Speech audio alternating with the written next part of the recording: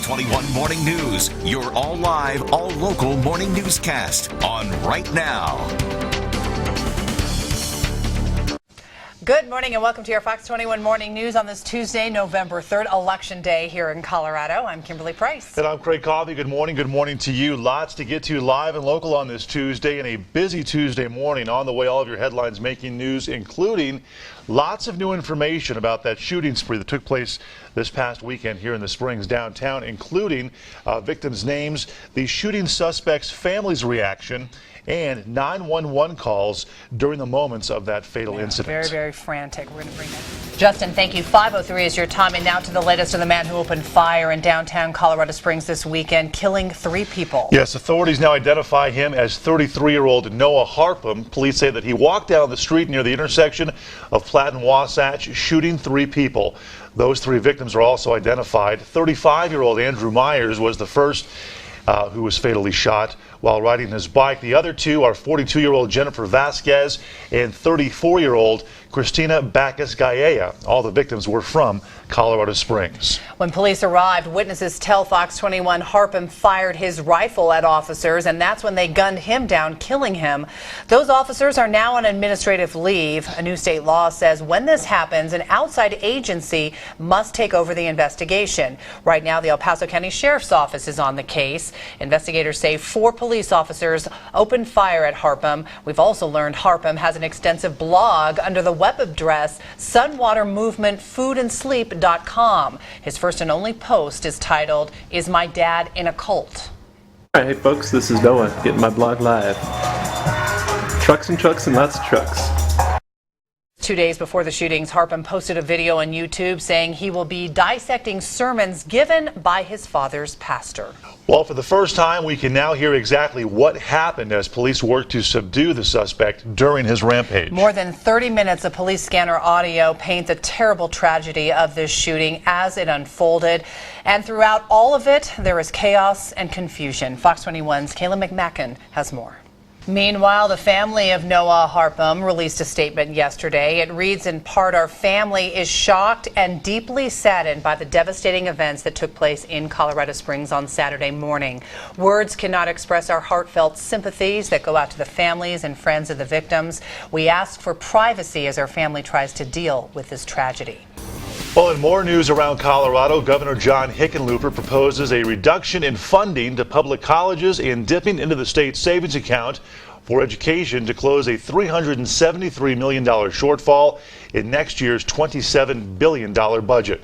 Now, the plan's outline serves as a blueprint for lawmakers as they craft a budget next spring. The state has a shortfall even as Colorado's economy prospers because years of budgeting laws are now coming to a head. The state owes taxpayers $289 million in refunds over the next 2 years because of a constitutional spending limit. At the same time, there is a minimum requirement for school funding, and the Medicaid caseload is growing.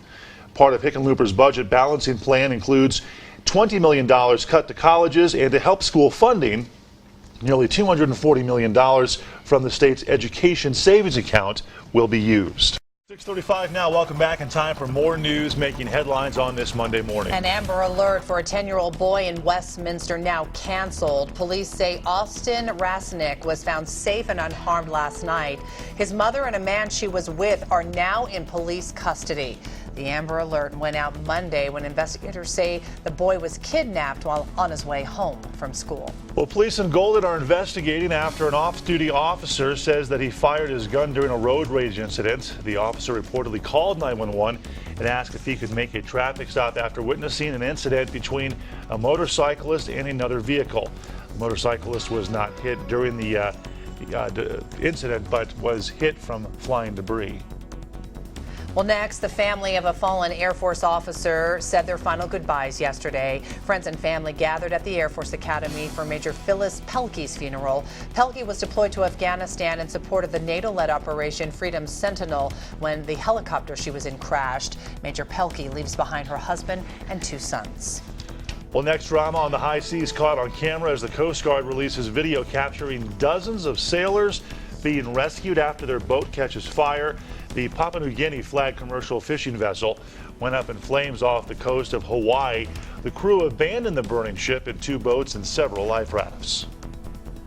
Well, bond is now set at $1 million for the woman who drove her car into a parade route in Oklahoma, killing 4 people and injuring nearly 50 others. Adacia Chambers was initially accused of driving under the influence, but her attorney says she wasn't drunk but suffers from mental issues. Well, an image of R2-D2 was painted on the nose of an all Nippon Airways Dreamliner. The airline made a deal with Walt Disney Company to use the Star Wars theme on 3 of its aircraft. The jet will be shuttling passengers from Japan to various international destinations over the next several weeks, and they're expected to keep these planes on the West Coast to pretty much hype up the movie.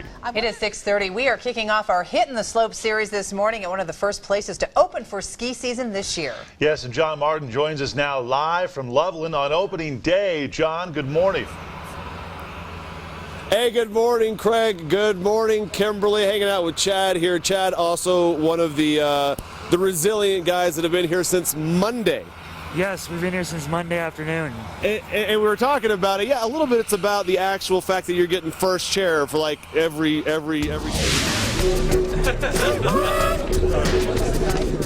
Couple of stories this morning that may make you say what? Chewbacca arrested while campaigning for Darth Vader.